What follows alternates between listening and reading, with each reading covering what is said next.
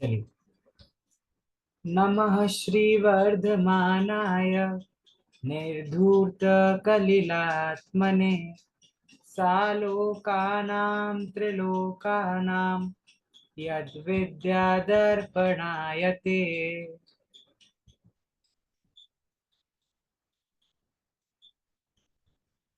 देशयामि समीचीनं धर्मं कर्म निवर्हणं संसार दुःखतः सत्त्वान् योधरत्युद्यमे सुखे। सद्दृष्टिज्ञानवृत्तानि धर्मं धर्मेश्वरा विदुः यदीयप्रत्यनीकानि भवन्ति भवपद्धतिः। श्रद्धानं परमार्थानाम् आप्तागम तपोभृतां त्रिमूढा पोढमष्टाङ्गं सम्यक् दर्शनमस्मयम्। आप्तेनो छिन्न दोषेण सर्वज्ञेनागमेशिना भवितव्यं नियोगेन नान्यथा ह्याप्तता भवेत्। क्षुत्पिपासा जरातङ्क जन्मान्तक भयस्मयः न रागद्वेषमोहाश्च यस्याप्तः स प्रकीर्त्यते। परमेष्ठी परं ज्योतिः विरागो विमलः कृति सर्वज्ञो नादिमध्यान्तः सर्वः शास्त्रोपलाल्यते। अनात्मार्थं विना रागैः शास्ति सतो हितं ध्वनन् शिल्पी करस्पर्शान् मूर्जः किमपेक्षते। आप्तोपज्ञमनूलङ्घ्यं द्रष्टैष्टविरोधकं तत्त्वोपदेशकृत् सर्वं शास्त्रं कापथघट्टनम्। विषयाशावशातीतो निरारम्भो परिग्रह ज्ञानध्यानतपोरक्तः तपस्वी स प्रशस्यते। इदमेवेदृशं चैव तत्त्वं नान्यन्न चान्यथा इत्यकम्पाय साम्भोवत् सन्मार्गे संशयः रुचिः। कर्म परवशेषान्ते दुःखैरन्तरितोदये पाप बीजे सुखे नास्ता श्रद्धानाकांक्षणा स्मृता। स्वभावोतो सुचौकाय रत्नत्रय पवित्रते निर्जुगुप्सा गुणप्रीतिर्मता निर्विचिकित्सिता।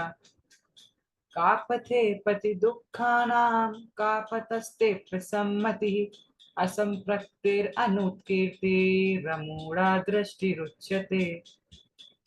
स्वयं शुद्धस्य मार्गस्य बाला शक्तजनाश्रयां वाच्यतां यत् प्रमार्जन्ति तत्पदन्त्युपगूहनम्। दर्शनाचरणाद्वापि चलितां धर्मवत्सलैः प्रत्यवस्थापनं प्राज्ञै स्थितीकरणम् उच्यते। स्वायुत्थ्यान् प्रति सद्भाव सनाथापेतकैतवा प्रतिपत्तिर्यथा योग्यं वात्सल्यम् अभिलप्यते।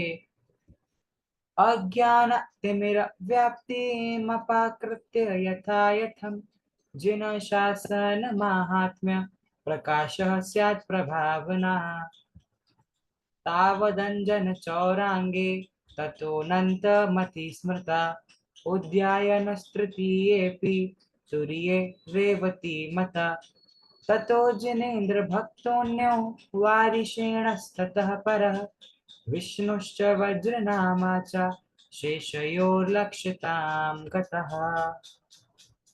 तो ये 20 श्लोक तक, यहाँ तक हमारा पूरा होता है 8 अंग का विषय। देखिए 19वां 20वां मैंने इसलिए लिया क्योंकि इस छंद में 8 अंगों में कौन कौन प्रसिद्ध हुआ उनके नाम आए हैं।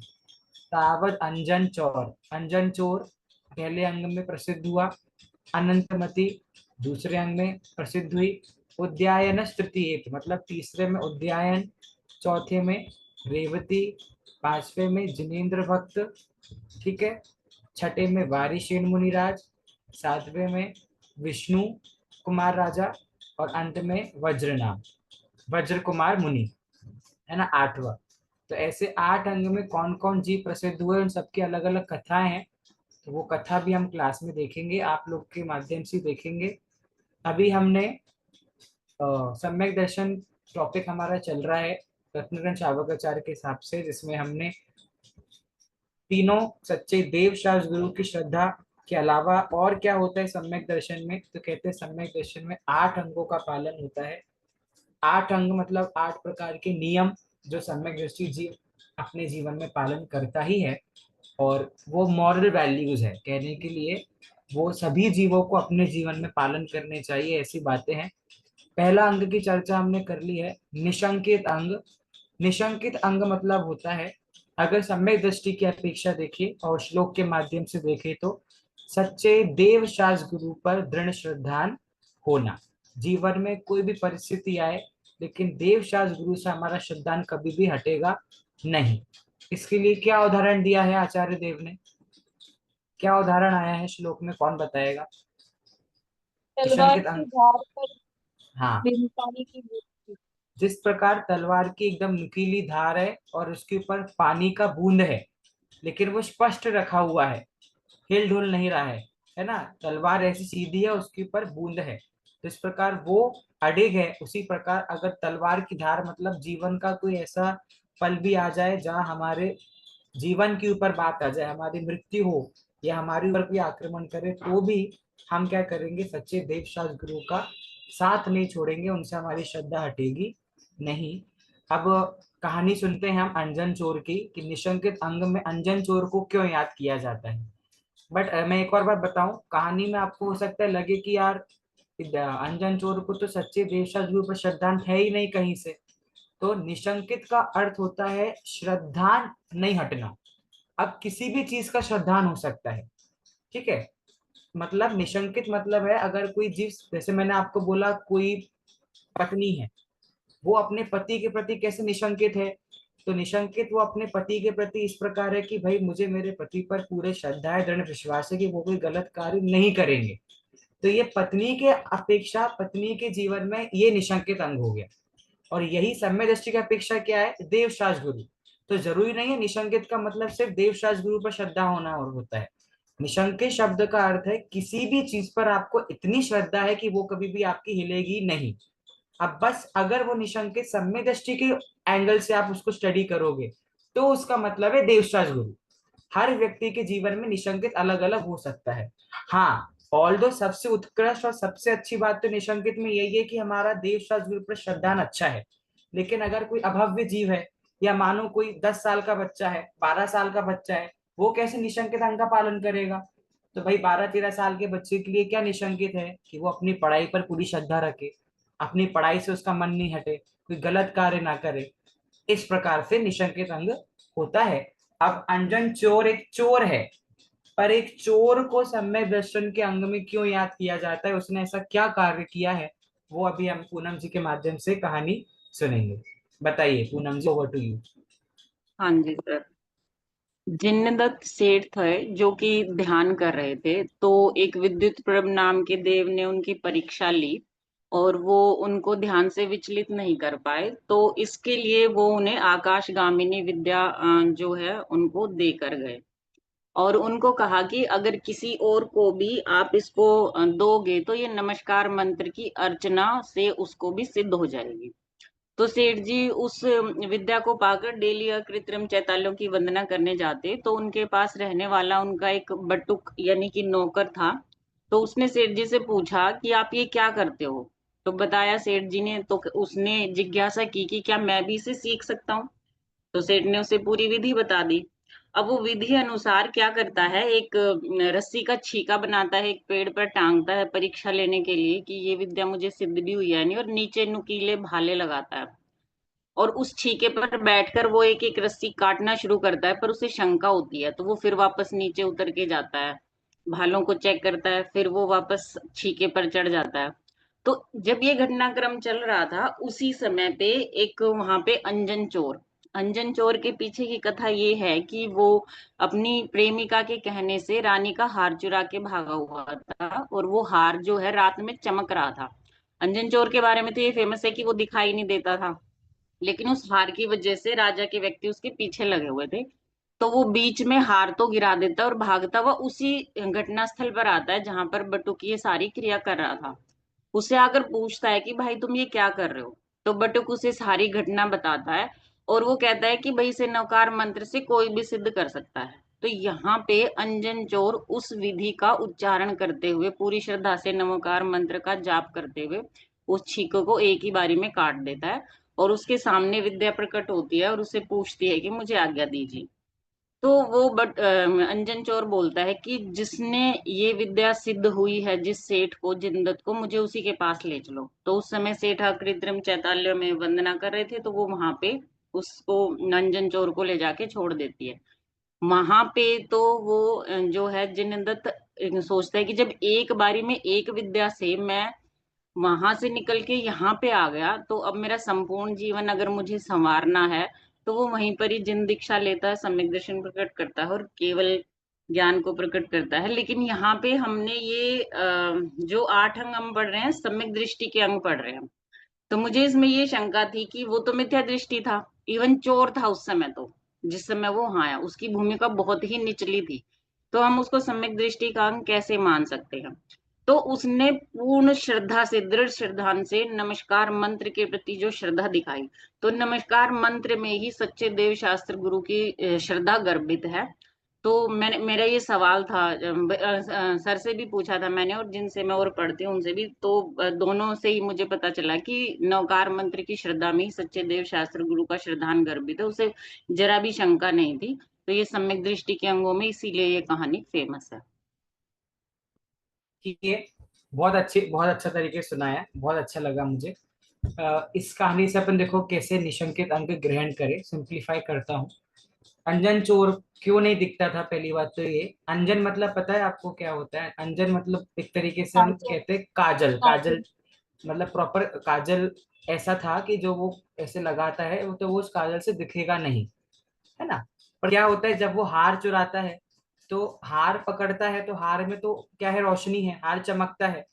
तो वो हार के साथ है, तो वो तो नहीं दिख रहा, लेकिन वो हार दिख रहा है हवा में। इसका मतलब किसी ने इसको पकड़ा है, तो इस कारण अंजन चोर पकड़ में आता है। दूसरी बात क्या है, जो वो मंत्र की बात बोली, नवकार मंत्र, तो उसके पहले जब पहली बार जब उसने वो मंत्र सुना, तो तब उसने क्या उच्चारण किया था? आणम ताणम कछु न जानम सेठ वचन परमाणम। क्या बोला? आणम ताणम कछु न जानम सेठ वचन परमाणम। इसका मतलब है आणम ताणम कछु ना जाड़ा, मतलब आनम ताड़ा, मतलब जो भी सेठ जी ने बोला, बटुक ने बोला, भैया मुझे तो समझ नहीं आया। सेठ वचन परमाणा मतलब उनने जो कुछ भी बोला है, जो भी मंत्र उन्होंने बोला है, मुझे मंत्र का उच्चारण तो सच्चा नहीं आया, लेकिन मेरी पूरी श्रद्धा उस मंत्र पे है कि वो मंत्र बोलने से मेरी सिद्धि सिद्ध होगी। तो अब यहीं से हमें ग्रहण करना है कि उसको उच्चारण तो नहीं आया, लेकिन उस ग्रंथ, उस मंत्र की उसको श्रद्धा इतनी अधिक थी कि इस मंत्र से मेरी सिद्धि पूर्ण हो जाएगी, मुझे कार्य सिद्धि हो जाएगी। ठीक है। तो निसंकेत अंग आपका ये कहता है कि भैया आपकी श्रद्धा अधिक होनी चाहिए, बाकी एक्स वाई जेड कोई मैटर नहीं करता। यहाँ पे अंजन चोरी कथा में जैसे, अपनी फोन से बार बार वीडियो कॉल आ रही है ग्रुप पे। मैं तो नहीं कर रहा हूँ, कोई शायद आप मीता जी। नहीं, मीना मैं जी तो, का है शायद, मीना जी का, हाँ, उनको कुछ ज्वाइन करने में प्रॉब्लम हो रहा है मेरे को ऐसा। अब प्रवीणा जी एक बार आप बात कर लेंगे उनसे। हाँ, तो क्या होता है? आड़म ताड़म कछु ना जानम सेठ वचन परमाणम, उसको पता नहीं कि मंत्र क्या है, लेकिन उसकी श्रद्धा पूरी है कि भैया इस मंत्र से कार्य सिद्धि होती है, तो मैं मंत्र बोल रहा हूँ और मेरा कार्य सिद्ध हो जाए। अब इसमें एक और बात, जैसे आपने बोला कील ठोकते हैं, तो कील ठोकी उसने, तो एक और बात इसमें आती है कि वो जिस कुएं के ऊपर रस्सी, मतलब पेड़ के ऊपर बैठ के वो पढ़ रहा था, तो उस नीचे कुएं में क्या थे? बिच्छू थे, सर्प थे, ऐसा भी आता, तो वो नीचे गिरता तो उसके सीधे प्राणों के घात हो जाता। लेकिन सोचो, उसको अपने प्राणों की चिंता नहीं थी, क्योंकि उसको पूरी श्रद्धा किस पे थी? उस मंत्र पे, कि मंत्र बोलूंगा तो मेरी कार्य सिद्धि हो ही जाएगी। तो वही बात यहाँ पर उदाहरण में देखिए, तलवार के धार पर भी, कि भैया हमें हमारे जीवन के ऊपर भी, अगर कोई हमारे जीवन के ऊपर गले पे तलवार रख के भी बोले कि भैया या तो तुम्हारा जीवन या सच्चे देवशास गुरु, तो तो हमारी श्रद्धा सच्चे देवशास्त्र गुरु पे इतनी अडिग रहनी चाहिए कि उनके सामने हमें हमारा जीवन भी ना दिखे। तो अंजन चोर एक चोर होके उसने पूरी श्रद्धा उस मंत्र पे करी, उसी प्रकार हम कर सकते हैं। हाँ प्रतिभा जी बोलिए। अ, ये जो भी अंजन चोर की जो कहानी है, वो मतलब पूरी एज इट इज हुआ है, मतलब पूर्व में कि ऐसे हाँ, नहीं नहीं नहीं, करके जाते थे। अंजन चोर की कथा तो सही है, बिल्कुल हर जगह सुनने में भी आती है। और 8 अंग की जो भी कथा हम सुनेंगे अभी, ये सच्ची घटनाएं हैं। 8 अंगों का प्रतिमान योग की कथा है, पूरी सत्य है। ठीक है, मेन मेन एसेंस भी इसका सत्य है, लेकिन एक चीज क्या है, प्रतिमान योग जो अनियोग है उसमें हेर फार हो सकता है, क्योंकि वो कथा कब हुई थी और आचार्य ने उसको कब लिखा, टाइम डिफरेंस आया। तो उस सारी बातें घटनाएं एज इट इज नहीं होती है, कुछ कुछ घटना हेरा फेरी हो सकती है, आचार्य अपनी तरफ से भी कुछ कुछ बढ़ा चढ़ा के लिख सकते हैं, लेकिन वो कथाएं हुई हैं, ये बात सच्ची है। वो अंजन वाली जो बात है, वो भी रियल है। हाँ हाँ हाँ, बिल्कुल बिल्कुल, बिल्कुल रियल है, तभी उसका नाम अंजन चोर पड़ा। अभी वारिशिर मुनि की जब हम कथा सुनेंगे ना, उसमें भी ऐसा एक चोर वाला प्रकरण आएगा, तो उसमें भी यही चीज आएगी, वो भी हम देखेंगे आगे। तो लोक लेकिन ये में सम्यक। लोक में हाँ ऐसी बहुत सारी विद्याएं आज भी सिद्ध सिद्ध हो जाती हैं लोगों को, उसमें कोई बड़ी बात नहीं हाँ, है कि उस समय इस और तरह वो का समय अनुभव। समय समय समय का फेर है। अब जैसे क्या कहते हैं, मैं 64 रिद्धियां होती है मुनिराजों की, है ना। अब आज हमें कितनी दिखती है रिद्धियां मुनिराजों में, नहीं दिखती। तो रिद्धियां होती हैं, तो वो नहीं दिखना, अंजन लगाने की भी रिद्धि, ऐसा कहते हैं रिद्धि है। और बात उस अंजन को नहीं पकड़ना, हमको हमको जो पकड़ना है उसकी श्रद्धा जो थी मंत्र की तरफ, वो हमारे लिए प्रयोजनभूत बात है। बाकी बात तो सच्ची है, कहानी सत्य है, उसमें कुछ वो नहीं है। ओके। और एक तो ये था कि हाँ। जैसे ये निशंकित अंग में अंजन चोर प्रसिद्ध हुआ, तो उसके हम्म। अलावा और भी तो सम्यक दृष्टि की हुए जो भी होनी है, हो, देखिए जैसे कि सम्यक चेल्ला दृष्टि तो वाली है। बिल्कुल हाँ। कह सकते हो, और बहुत से जीव हैं, बहुत सारी सतियां हैं।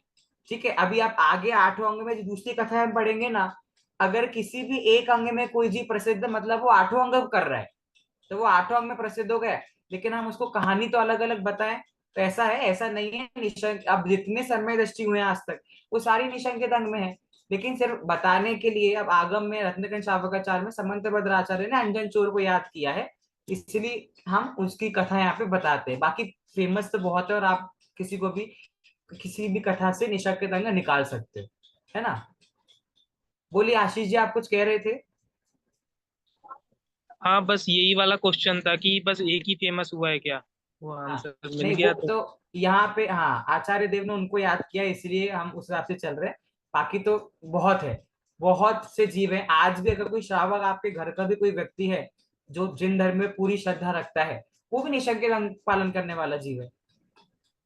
और ऐसा भी तो हो सकता है भैया कि जब ये अंजन चोर सम्यक दृष्टि हैं, तो आठों की आठों अंग घटित होंगे इनके ऊपर, एक थोड़ी होगा। हाँ बिल्कुल, हाँ ये भी सही है। कोई भी समय दृष्टि है तो वो, मैंने यही तो बोला कि जो हम अभी अलग अलग अंगों में अलग अलग कहानी सुनेंगे, लेकिन वे सारे जीव 8वां अंग में प्रसिद्ध हैं। ठीक है, क्योंकि एक अंग नहीं होता, 8 के 8 अंग होते हैं समय दृष्टि को, तो वो बाकी अंग भी उसमें आ जाएंगे, है ना। सही है, कोई दिक्कत नहीं है। ठीक है, चलिए, निशंकित अंग के बाद, बहुत बढ़िया, अच्छा लगा मुझे आप लोग का रुचि वगैरह। अब हम आगे बढ़ते हैं, हमारा जो अगला अंग है निशंकित के बाद, निहिकांक्षित अंग। आप लोग को छंद साथ में याद हो रहे हैं नहीं मुझे पता नहीं, मैं मंडे को पूछूंगा। छंद 10, स्टार्टिंग के 10 छंद बस। ठीक है, तो वो आपको याद होने चाहिए, छंद तो आप याद कर सकते हो, नहीं तो दिक्कत आएगी आगे जाके। ठीक है, 10 छंद का टारगेट है मंडे तक का। आज है फ्राइडे, तो आपके पास 3 दिन है। चलिए अगला अंग पे बढ़ते हैं हम, वो है हमारा निहिकांक्षित अंग। ठीक है, क्या करता है निहिकांक्षित अंग, वो हम समझते हैं। ठीक है, मेरे बाद आप लोग पढ़ना, फिर आप में से किसी से पढ़वाऊंगा। कर्म परवशे शांते दुःखैरन्तरितोदये पाप बीजे सुखे नास्ता श्रद्धा ना कांक्षणा स्मृता।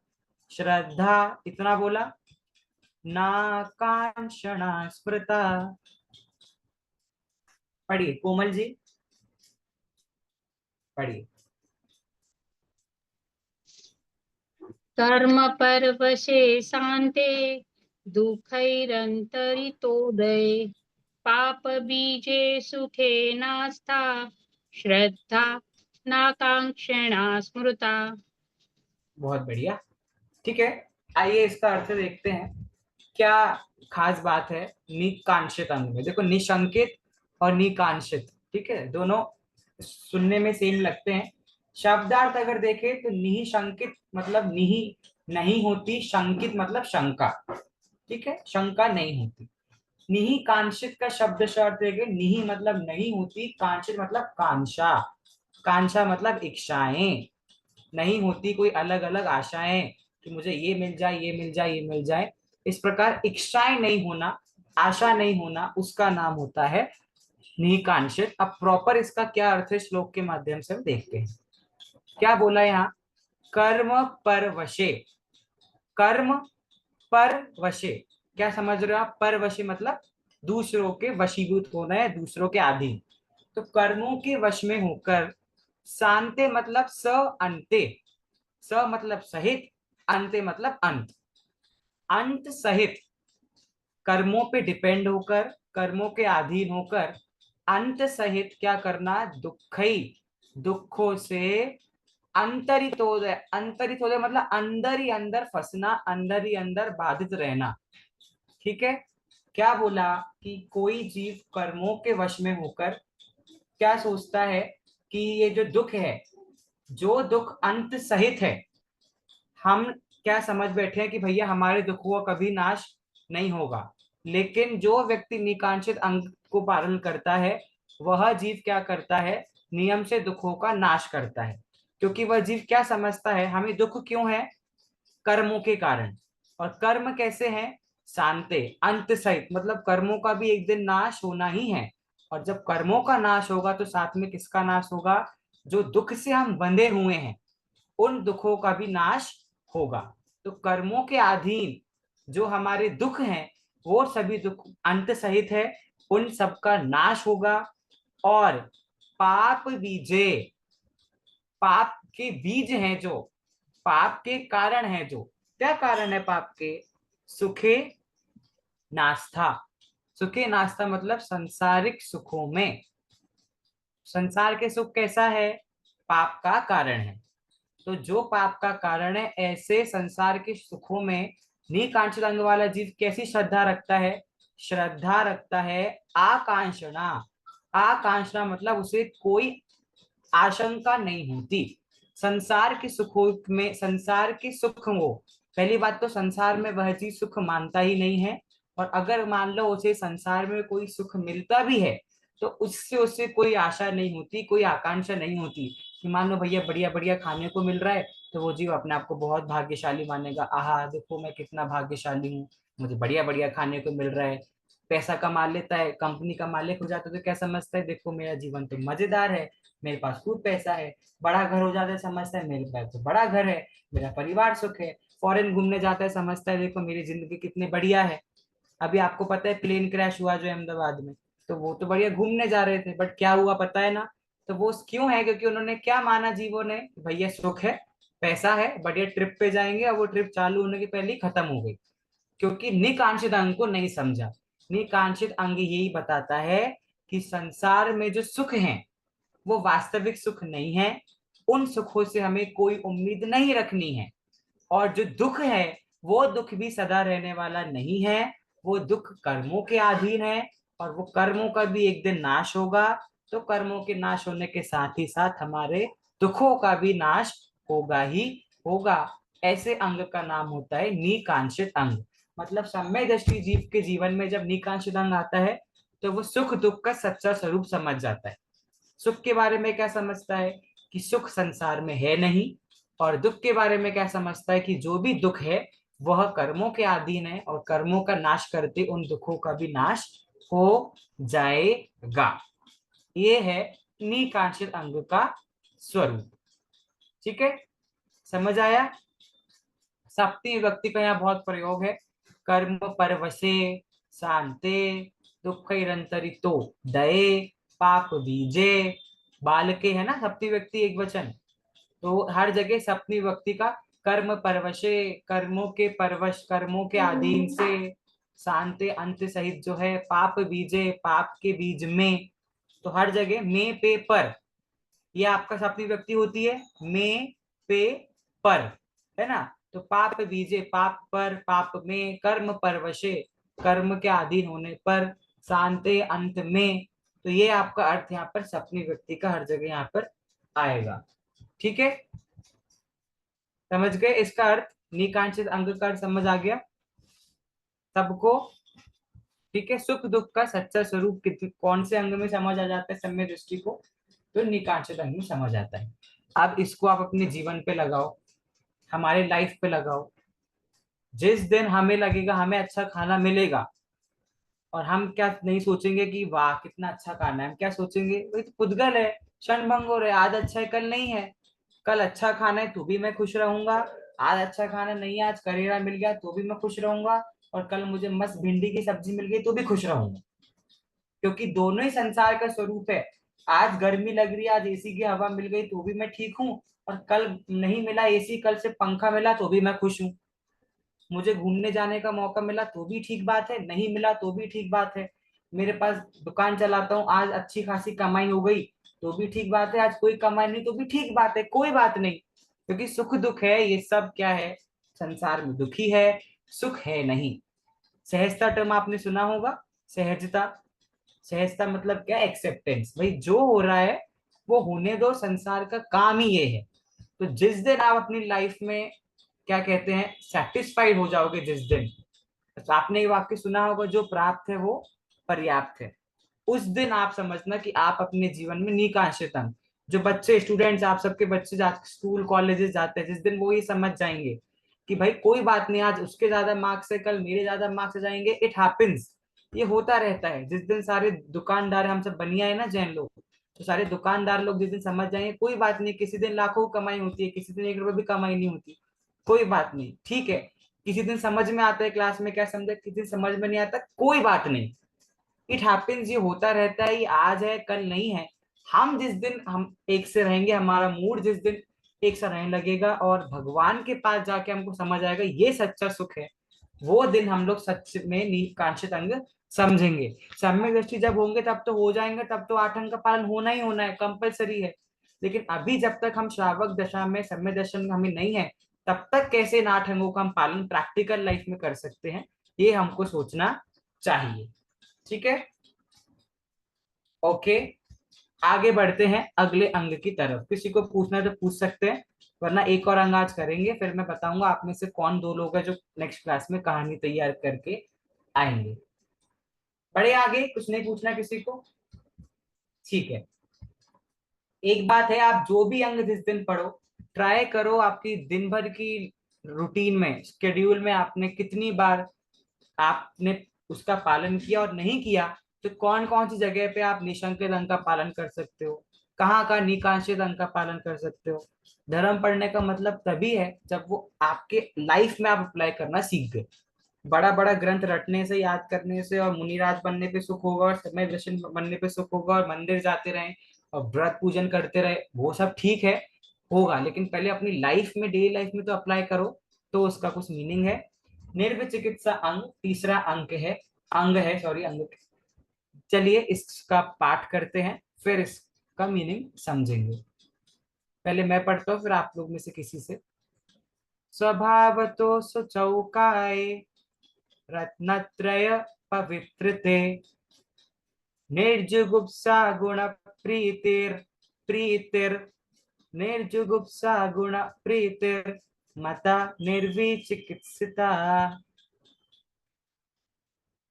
पूनम जी एक बार देखिए, आपकी जो बुक है उसमें त्रि है कि त्र है, रत्नत्रय पवित्रते है कि तृतीय है? तृतीय है सर, तृतीय, रत्न ठीक है, त्रय पवित्र तृतीय। ठीक है, ठीक है, ठीक है, ठीक है। चलिए, अब जिनके कैमरे ऑफ है, मैं पूछूं कि नहीं पूछूं पता नहीं। सुशील जी जो ये है, आई डोंट नो, कोई नए हैं क्या क्लास में, पता नहीं। सुशील जी, आपको मेरी आवाज आ रही है? जी जी जी, आ रही है। हाँ, आप पढ़ेंगे एक बार ये छंद? मैं नया हूँ तो मैं चाहूंगा कोई दूसरा पढ़े तो यही ओके, बेहतर है। Sure, no problem. जो ये अपना मुखमंडल छुपा रहे हैं, जरा मैं उनको देख लूं। मीना जी दो दो हैं। अब मैं आईफोन वाली मीना जी से पूछ रहा हूँ। हाँ, अच्छा, आप तो ओके, हमारे वाले ही हो।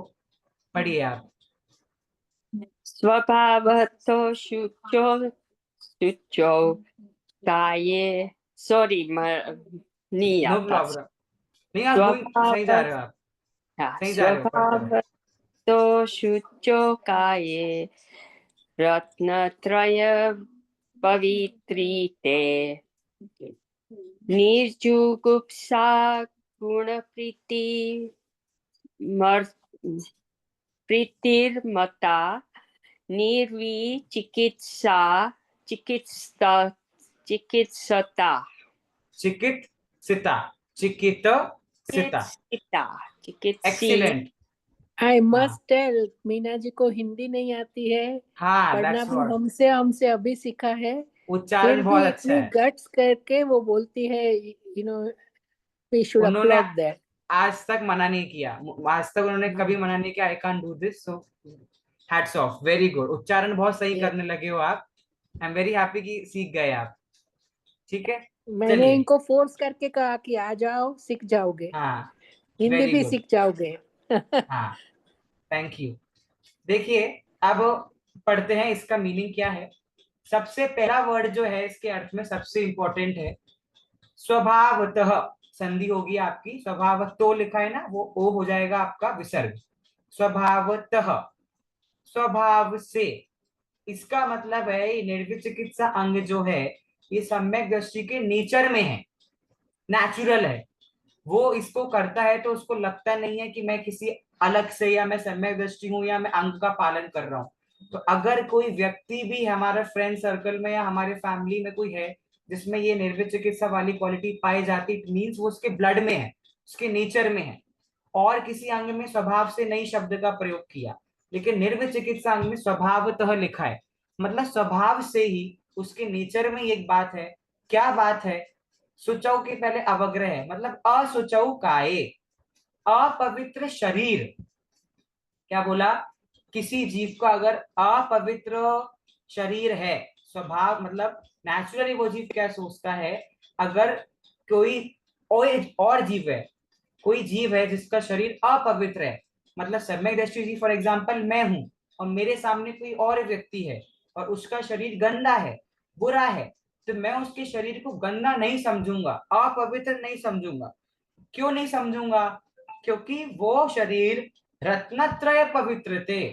वह शरीर वास्तव में रत्नत्रय रूपी रत्न से पवित्र है। मतलब वह जीव भी या तो समय दृष्टि वो भी हो सकता है, या उस जीव में भी मोक्ष जाने की योग्यता है, वह भी भव्य जीव है, वह भी मोक्ष जा सकता है। तो मैं बाहर की सुंदरता को देखकर उसको कैसे जज कर सकता हूँ? अगर मैं निर्वित चिकित्सा अंग का पालन करता हूं तो मैं देखूंगा कि इस जीव का स्वभाव है मोक्ष जाने का, यह जीव भव्य जीव है।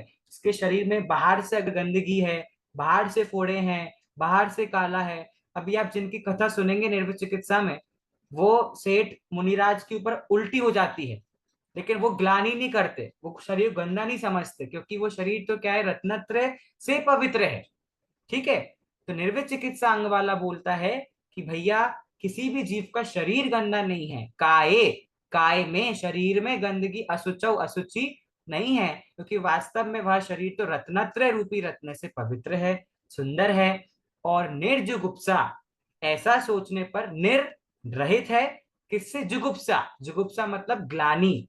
सुना होगा आपने वर्ड घिन आती है, हम कहते हैं ना घिन आती, गंदा लगता है, यू लगता है, बुरा लगता है, हमसे देखा नहीं जाता।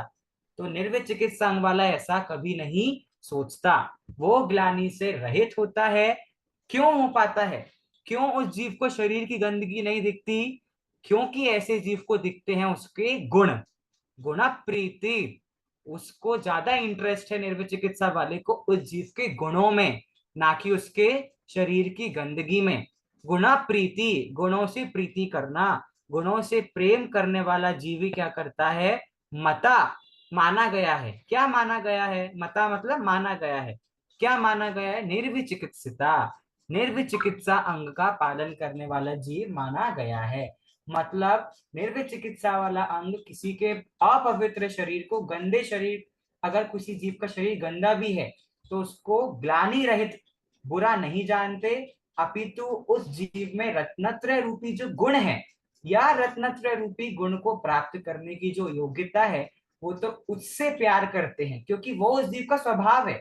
हर जीव का स्वभाव है, सिद्ध समान सदा पद मेरो, हर जीव निश्चय से सिद्ध समान है, मोक्ष प्राप्त करने की हर जीव में योग्यता है, तो वो उसमें ज्यादा इंटरेस्ट रखता है रादर देन उसके शरीर की गंदगी को देखने में। और शरीर क्या है? पुद्गल है, आज है कल नहीं है, बदल जाएगा। अब कोई जीव अगर मानो निकांक्षित अंग का पालन भी करता होगा तो वो इसी निर्विचिकित्सा पालन कर सकता है कि नहीं कर सकता? कर सकता है, क्योंकि उसको कोई उम्मीद ही नहीं है शरीर से, तो वो गंदगी क्यों देखेगा। और मानो कोई जीव निशंकित अंग का पालन करता है तो वो निर्विचिकित्सा का पालन कर सकता है कि नहीं कर सकता है, क्योंकि निशंकित मतलब उसको सच्चे देव शास्त्र गुरु पर श्रद्धान है। किसी मुनिराज की कोई गंदगी भी अगर शरीर पे है तो उसको श्रद्धान इतना है कि वो गंदगी मुनिराज की देखेगा ही नहीं। इट मीन्स कि सारे के सारे अंग आपस में इंटरकनेक्टेड है, बस सबकी क्वालिटी अलग अलग है। तो शरीर की गंदगी को नहीं देखना, अपितु शरीर के अंदर जो भगवान आत्मा विराजमान है, मैं भगवान तुम भगवान, इससे सुंदर और बात क्या हो सकती है, ऐसा निर्विचिकित्सा अंग वाला जीव जानता है। और हम क्या करते हैं, शरीर में कुछ हो जाए तो आजकल कितने क्या कॉस्मेटिक्स आते हैं, क्रीम, पाउडर, सनस्क्रीन, सीरम्स, और वो मुझे कल परसों पता चला वो क्या पिंपल के लिए पिंपल पैच वगैरह वगैरह, मतलब कहाँ कहाँ क्या क्या क्या क्या चीजें आती हैं, हम लगे पड़े हैं शरीर में। ठीक है, तो ये निर्विचिकित्स देखो क्या है, सबसे सिंपल तरीका पता है क्या है मोक्ष के पास जाने का? सबसे सिंपल तरीका यही है कि आप शरीर को अपना मत जानो, बस इतना ही करना है। शरीर को अपना नहीं जानोगे तो किसको अपना मानोगे? उसके अंदर जो आत्मा छुप गई है उसको अपना मानोगे, काम खत्म। इतना वो गुण स्थान चढ़ना और माग्न स्थान जानना और ये 8 अंग और सम्यक दर्शन पे सम्यक ज्ञान पे सम्यक चार्य पे 4 गतियां, इतना झंझट है ही नहीं जैन धर्म में। तुम कुछ मत करो, तुम द डे आप अपने शरीर को अपना नहीं जानोगे उस दिन आपका काम इजी हो ही जाएगा। उधर उसी रास्ते पे ले जाने वाला कौन सा अंग है? निर्विचिकित्सा अंग है। ठीक है, समझ आ गया? किसी को कुछ पूछना है? अब अपनी लाइफ में आप कैसे पालन करोगे निर्विचिकित्सा अंग को? आप अपने बच्चों को कैसे बताओगे निर्विचिकित्सा अंग के बारे में? फ्रेंड्स को कैसे बताओगे? भाई बहन को कैसे बताओगे? तो इसका संबंध सिर्फ आपके शरीर में आप क्या लगाते हो, क्या पहनते हो उससे नहीं है। इसका संबंध आज के टाइम में जो सबसे बुरी चीज है वो ये है, हमारा जनरेशन क्या है, जज करने वाला जनरेशन बहुत है। उससे भी ज्यादा जो सोशल मीडिया है उसमें प्रॉब्लम क्या है, ऐसा इंस्टाग्राम वगैरह आप कभी स्क्रॉल करो या कुछ करो तो सबसे बड़ा नुकसान उसका ये है कि सोशल मीडिया अकाउंट आपको ये फील करवाते हैं कि आप बहुत यूजलेस हो, और बेस सबसे इंपॉर्टेंट आपको वो फील करवाएंगे कि आप सुंदर नहीं दिखते हो। आप उसमें बड़े बड़े एक्टर्स को देखोगे या मॉडल्स को देखोगे या इन्फ्लुएंसर्स को देखोगे, खासकर जो हमारी एज के लोग हैं, आप लोग तो शायद इतना नहीं करते, लेकिन हमारे यंगर जनरेशन जो है वो जब भी इंस्टाग्राम खोलेंगे तो उनको पूरी दुनिया अपने से अच्छी लगेगी। फिर दूसरों का हाउस टूर देखेंगे तो समझेंगे अरे मेरा घर तो कितना खराब है, इसका कितना अच्छा है। दूसरों को डांस करते देखेंगे तो समझेंगे कितना अच्छा डांस करते हैं। दूसरों को गाते देखेंगे तो वो सोचेंगे कितना अच्छा गाते हैं। हर काम दुनिया का उनको क्या लगेगा कि ये पूरी दुनिया मेरे से अच्छी है और सबसे गंदी लाइफ किसी की है तो मेरी है। ये क्यों है? क्योंकि हमने निर्विचिकित्सा अंग नहीं समझा। हर भैया तुम्हें एक जैन धर्म मिला है and you are able to learn what रत्नत्रय इज ऑफ, और आप रत्नत्रय को प्राप्त करने की योग्यता रखते हो और छोटी मोटी शारीरिक क्रियाओं से अपने आप को दुखी करते हो। आपने धर्म में 10 लक्षण वाली बुक पढ़ी है? आ रहे हैं अभी 10 लक्षण पर, आ ही रहे हैं अगस्त में।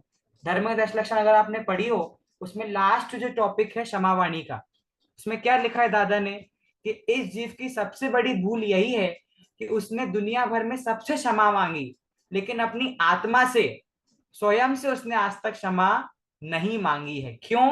क्योंकि उसने सबसे ज्यादा दुखी खुद को ही करा है।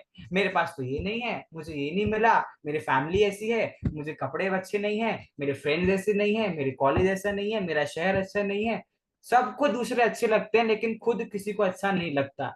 एंड पर्सनली जैनों को तो कभी लगना ही नहीं चाहिए कि दूसरों की लाइफ अच्छी है, क्योंकि जितनी आउटस्टैंडिंग और सुंदर लाइफ जैनों की होती है उतनी किसी की नहीं होती। और वो क्यों है? क्योंकि हमारे पास कौन सा जेम है? निर्विचिकित्सा नाम का अंग है, जो हमको समझना चाहिए। हम क्या है, नॉर्मली हम पढ़ते हैं रत्नगण शावकाचार, लेकिन हाँ समय दृष्टि की बात है, मुनिराजों की बात है, ये बात है, वो बात है। पहली बात शावकाचार्य श्रावक की बात है इसमें, मुनिराजों की बात तो यहाँ पे है नहीं। और दूसरी बात, हम पढ़ते हैं और हम सोचते हैं हाँ हाँ हो जाएगा, धर्म की बात है, आत्मा की बात है, बट हमने कभी उसको हमारी लाइफ पे अप्लाई किया ही नहीं। इतना डीप में सोचा आपने निर्विचिकित्सा अंग कभी? तो यही सब हमारे सोचने की जरूरत है। तो बार बार जब हम कहते रहते हैं, मैं तो हर जगह कहता हूँ, क्या है Jainism? It's nothing but a way of happiness, how to live your life, वो आपको जैनिज्म बताता है। और उसका बहुत अच्छा एग्जाम्पल निर्विचिकित्सा अंग से हमको मिलता है। कौन कौन से जीव निर्विचिकित्सा अंग में प्रसिद्ध हुए हैं, पहले मैं उनके नाम बता देता हूँ, उसके बाद आप बताना। निकांक्षित अंग जो है उसमें अनंतमती जो है, अनंतमती सती, वो प्रसिद्ध हुई हैं। और जो हमारा तीसरा अंग है निर्विचिकित्सा, उसमें उद्यायन नामक जो राजा हुए हैं वो हमारे प्रसिद्ध हुए हैं, अनंतमती सती और उद्यायन राजा। तो कोमल जी आप अनंतमती सती की कथा, और हार्दिक जी आप उद्यायन राजा की कथा मंडे को कहीं भी मिल जाएगी आपको, यूट्यूब पे भी मिल जाएगी और वैसे ही मिल जाएगी। जैसे शॉर्ट में आज किया उन्होंने, पूनम जी ने, वैसे शॉर्ट में, ज्यादा लंबी नहीं करके 5-7 मिनट में वो कथा पूरी हो जाए, मेन एसेंस निकाल के और कथा समझ आ जाए, वो आपको बताना है। और कैसे उस कथा में उस अंग का पालन हुआ ये आपको बताना है, ठीक है? और बाकी लोग 10 छंद आप याद कीजिए, मंडे को मैं पूछूंगा, आप लोग से पाठ करवाऊंगा। बाकी जो रिकॉर्ड आज हमने किया अंग, वो पूनम जी कट करके भेज देंगे, तो आप लोग वो भी सुन के रिसाइट कर सकते हैं, ठीक है? डन। तो अब हम लोग मिलेंगे ऑन मंडे। हाँ बोलिए प्रवीणा जी।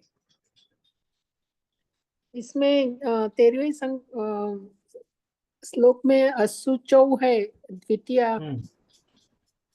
नहीं ये हाँ द्विवचन, द्विवचन हाँ द्विवचन है, हाँ। तो वो किस लिए है द्विवचन, कौन सा? देखिए उसमें असुचौ मतलब ऐसा है, असुचौ मतलब शरीर जो है, आत्मा और शरीर दोनों की बात कर रहे हैं ना वहां, तो दो चीजें हो गई, आत्मा और शरीर, इसलिए द्विवचन।